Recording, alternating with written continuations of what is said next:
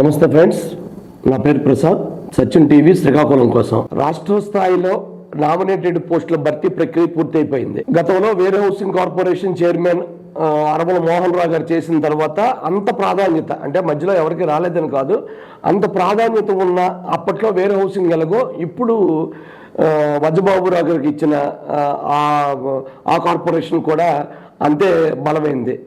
ఆ తర్వాత మళ్ళీ ఈ నాలుగు జిల్లాకి రాష్ట్ర స్థాయి కార్పొరేషన్ పదవుల్లో ఒక పెద్ద స్థాయి పదవి దక్కింది. పలాసకు చెందిన వజ్రబాబురావు గారి కోసం అందరికీ తెలుసు, రాష్ట్ర ఏపీ ట్రేడ్ ప్రమోషన్ కార్పొరేషన్ చైర్మన్గా ఆయనకి పోస్ట్ వచ్చింది. గత ప్రభుత్వ హయాంలో దీనికి బలమైన అభ్యర్థి ఈ పదవిని చేపట్టినా పెద్దగా ఎక్కడ ప్రాచుర్యాన్ని నోచుకోకపోవడంతో ఇదేమిటి అన్న సందిగ్ధం, దాన్ని ఏమంటారు, అనుమానాలు చాలా మందికి ఉంది. యాక్చువల్గా ప్రభుత్వం తరపు నుంచి ఏదైనా వ్యాపారం చేయాలంటే ఖచ్చితంగా ఈ ప్రమోషన్ కార్పొరేషన్ ద్వారానే సంప్రదించి అందులో రిజిస్టర్ చేసుకొని ఆ కార్పొరేషన్ ద్వారా ప్రభుత్వంతో ఎంఓఏలు వచ్చాకే ప్రభుత్వం అందుకు సంబంధించిన సింగిల్ విండోలో లైసెన్సులు ఇస్తుంది. ఆ మేరకే పరిశ్రమలు కానీ స్టార్టప్లు కానీ ఏవైనా కొత్తవి రాష్ట్రానికి వచ్చే అవకాశాలు ఉంటాయి. సో ఇది చిన్న పోస్ట్ ఏం కాదు, మంచి పోస్టే వజ్రబాబురావు గారికి వచ్చింది. అయితే వజ్రబాబురావు గారు వైకాపా నుంచి వచ్చారు కదా, ఆయన్ని ఇప్పుడు ఎలా అంటే వజ్రబాబురావు గారు అందరిలాగే ఈ రాష్ట్రంలో రాజశేఖర రెడ్డి గారు చనిపోయిన భావోద్వేగంలో ఎంతో కొన్ని వందల మంది పెద్ద స్థాయి నాయకులు రాజీనామా చేసినట్టుగానే ఆయన కూడా ఆ రోజు పిసిసి సెక్రటరీ పోస్టుకు రాజీనామా చేసి వచ్చారు. 2014లో వైకాపా తరపున పోటీ చేశారు, ఓడిపోయారు. ఆ తర్వాత అప్పటికే సిట్టింగ్ ఎమ్మెల్యేని కాదని వజ్రబాబురావు ఒక టికెట్ ఇచ్చిన గెలవకపోవడంతో మళ్ళీ అక్కడ జుత్తు జగన్ నాయకులు గారిని తీసుకొచ్చి ఇక్కడ పలాసలో ఇన్ఛార్జ్గా నియమించడంతో ఆయన టీడీపీకి వెళ్ళిపోయారు. వాస్తవానికి టీడీపీలో శివాజీ పలాస నియోజకవర్గానికి సంబంధించి శివాజీ కుటుంబంతో ఆయనకి ఎప్పటి నుంచో మంచి సంబంధ బాంధవ్యాలు ఉన్నాయి. వజ్రబాబురావు గారి భార్య శివాజీ, మాజీ మంత్రి శివాజీ గారి భార్య, అంటే ఇప్పుడు పలాస ఎమ్మెల్యే గౌతు శిరీష్ గారి తల్లి, వీరిద్దరూ మంచి మిత్రులు. వారింటికి వీరింటికి రోజు టిఫిన్ డబ్బాల దగ్గర నుంచి కూర డబ్బాల వరకు మార్చుకునేటంత బంధుత్వం ఉంది. అంటే కమ్యూనిటీలు వేరు కావచ్చు కానీ అంత ఇంటిమత్యం ఉంది. సో ఆ కోణంలోనే బాబురావు గారు వెళ్ళిపోయారు. ఆ రోజు నుంచి పలాస నియోజకవర్గంలో శిరీషకు వెంకన్న చౌదరి, ఆమె భర్త వెంకన్న చౌదరికి పెద్ద దిక్కుగా ఉన్నారు. ఆయన మేజర్ కమ్యూనిటీ పలాసలో. ఆ సామాజిక వర్గం నుంచి ఓట్లు పెద్ద ఎత్తున టీడీపీకి పట్టడానికి ఆయన సహకరించారు. ఆయనకు అనుకున్నట్టుగానే పార్టీ గుర్తించింది. ఇంతవరకు బాగానే ఉంది. ఇందులో ఎవరికి ఎటువంటి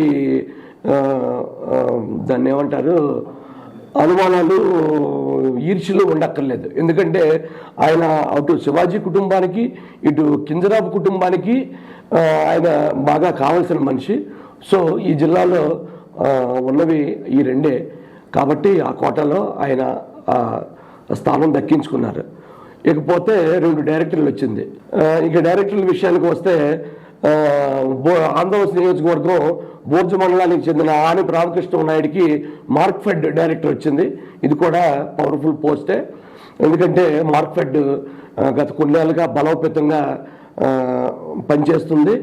ఇక ఈ రెండో పోస్టు శ్రీకాకుళం రూరల్ మండలం రాఘోల్ పక్కన రాయపాడికి చెందిన సిఆర్ రమణయ్యకు ఏదో ఫైనాన్స్ కార్పొరేషన్ అనేదో, అదే పాత ఫైనాన్స్ కార్పొరేషన్కి ఏవో ఇప్పుడు గవర్నమెంట్ ఏదో 2 ఎడిషనల్గా 2 పదాలు చేర్చి కొత్తగా పెట్టింది. అది సిఆర్ రమణయ్యకి వచ్చింది, మంచిదే. ఈ 2 కూడా మొత్తం అతను చైర్మన్ పోస్ట్ నుంచి ఈ 2 డైరెక్టర్లు కూడా పక్కాగా తెలుగుదేశం కింది స్థాయిలో ఓటు బ్యాంక్ ఉండి, కులం ఉండి, పార్టీ కమిట్మెంట్ ఉన్న వారికి పూర్తిగా పార్టీ గుర్తించిందనడానికి ఇది నిదర్శనం. ఇక ఇక్కడతో రాష్ట్రానికి సంబంధించిన పదవుల పంపకం ఆల్మోస్ట్ పూర్తయింది. ఒకవేళ ఇంకా టీటీడీ చైర్మన్, ఇంకా బోర్డులు ఇలాంటివి ఉన్నా అవి మన జిల్లా వరకు రావు, దానికోసం ఆశించక్కర్లేదు. ఇక మిగిలింది జిల్లాలో కీలకమైన పోస్టులు. దీని మీదే ఇక్కడ టీడీపీ, జనసేన, బీజేపీ నాయకులు ఆశలు మోసులుతో ఉన్నారు. ఒక పక్క సాధారణ బదిలీల్లో ఉద్యోగులతో ఉక్కిరి బిక్కిరి, మరోవైపు ఇదే సమయంలో స్టేట్ గవర్నమెంట్ అదే కూటమి ప్రభుత్వం నామినేటెడ్ పోస్టులు భర్తీ చేస్తుందన్న ఒక లీక్ రావడంతో ఇక్కడ లోకల్లో సెంట్రల్ మినిస్టర్, స్టేట్ మినిస్టర్, ఎమ్మెల్యేలకు క్షణం తీరిక లేకుండా ఈ మధ్యకాలంలో గడిపారు. ఒకవైపు పార్టీ కోసం పనిచేసిన నాయకులు, మరోవైపు ప్రభుత్వం కోసం పనిచేస్తున్న ఉద్యోగులు, వీరందరికీ న్యాయం చేయడం కోసం ఎమ్మెల్యేలు, మినిస్టర్లు ఎక్కడ నిద్రపోని పరిస్థితి. ఇక ఈ ఎటకేలకు రాష్ట్రంలో 100 రోజుల తర్వాత స్టేట్ కార్పొరేషన్లు, డైరెక్టర్లు పందారు ముగిసిపోయింది. ఇక జిల్లాలో ప్రధానంగా మన జిల్లాలో ప్రధానమైన పోస్టులకు విపరీతమైన పోటీ ఉంది. డీసీసీబీ చైర్మన్ ఇది కీలకమైన పోస్టు, దీనికోసం విపరీతమైన పోటీ ఉంది.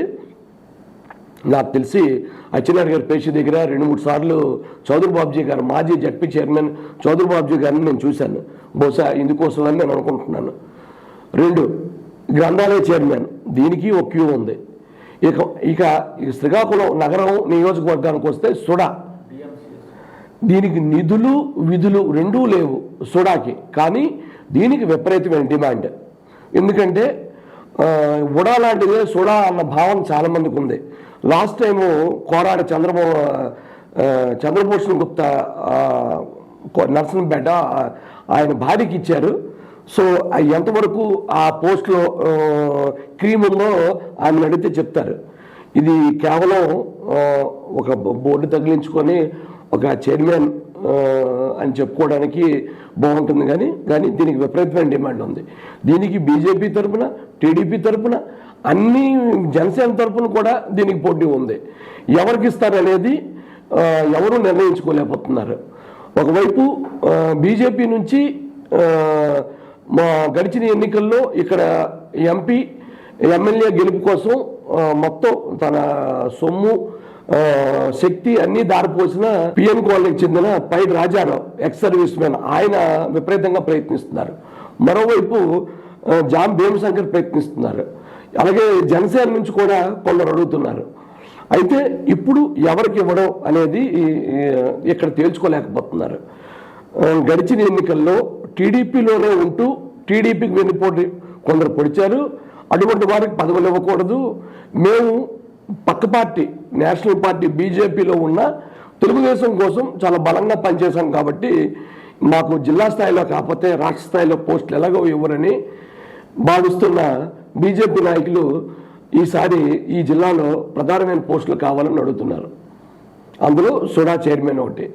ఇకపోతే డీసీఎంఎస్, ఇది ఎవ్వరికి మూడో కంటికి తెలియకుండా ఇది ఈ పోస్ట్ ఎప్పుడు కూడా ఫిల్ అయిపోతుంటుంది. ప్రోటోకాల్లో డీసీఎంఎస్ ఎంత పెద్దది అనేది పక్కన పెడితే ఆర్థిక పరంగా డీసీఎంఎస్ దగ్గర ఉన్న వనరులు, డీసీఎంఎస్లో వచ్చే డబ్బులు ఇంకో దగ్గర రావంటే ఖచ్చితంగా ఆశ్చర్యపోవాలి. దీనికోసం నేరుగా మంత్రులతో గొడవపడి సీఎంతో లాబీలు చేసుకున్న సందర్భాలు కూడా ఉన్నాయి. ఇటువంటి బలమైన పోస్టులు, ఇటువంటి బలమైన దాని స్థానాలని జగన్మోహన్ రెడ్డి ఏమీ కాకుండా దారిని పోయే వారిని అందరం తీసుకొచ్చి కూర్చోబెట్టడం వల్ల ఇవేవో చిన్నదిగా లాస్ట్ టైం కనిపించాయి, కానీ ఇవి చాలా స్ట్రెంత్ ఉన్న సంస్థలు. కాబట్టి ఆర్థికంగా డీసీఎంఎస్లో ఒక రోజుకి కనీసం 50,000కు పైబడి ఆమ్యామ్యాలు వస్తాయంటే ఈ శ్రీకాకుళం జిల్లాలో ఎవరూ నమ్మరు. దీని మీద ఏ ఫోకస్ ఉండదు. ఇక్కడ నుంచి ఏ వార్తలు రావు. ఇక్కడ కేవలం 1-2 ఉద్యోగులు ఉంటారు, అసలు వాళ్ళు వస్తారో రారో తెలియదు. ఇక్కడ ఏ లీకేజీ లేకుండా, ఏ ఆడిట్ లేకుండా మొత్తం ఇక్కడ తినేస్తుంటారు డీసీఎంఎస్. దీనికి ఎంత పవర్ఫుల్ అంటే లాస్ట్ టైము వైకాపా ప్రభుత్వం వచ్చినప్పుడు డీసీఎంఎస్ పోస్ట్ని గొండు కృష్ణకి ఇవ్వలేదు, కానీ సల్ల సుగుణ అనే ఒక రిజర్వేషన్ మహిళకి ఇచ్చాపురం నుంచి జగన్మోహన్ రెడ్డి తెచ్చి కూర్చోబెట్టారు. ధర్మాన ప్రసాదరావు గారు మంత్రి అయిన వెంటనే సల్ల సుగుణ టర్మ్ అయిపోయిందని ఆమెను వెంటనే రాజీనామా చేయించి ధర్మాన కృష్ణదాసును ఒప్పించి ధర్మాన ప్రసాదరావు గారి నుంచి లెటర్ తీసుకొని జిల్లాలో ఎమ్మెల్యేలందరికీ చెప్పి మళ్ళీ ఇంతకుముందు ఎవరైతే కృష్ణ ఈ పోస్ట్ చేశారో మళ్ళీ ఆయనే అక్కడికి వచ్చారు. అంటే దీనికి ఎంత డిమాండ్ ఉందో అర్థం చేసుకోవచ్చు. ఇంకా చిన్న చితక పోస్టులు ఇంకా అనేకం ఉన్నాయి. వీటన్నిటిని జిల్లా స్థాయిలో నింపడం కోసం కార్యకర్తలు చాలా ఆత్రంగా ఎదురు చూస్తున్నారు.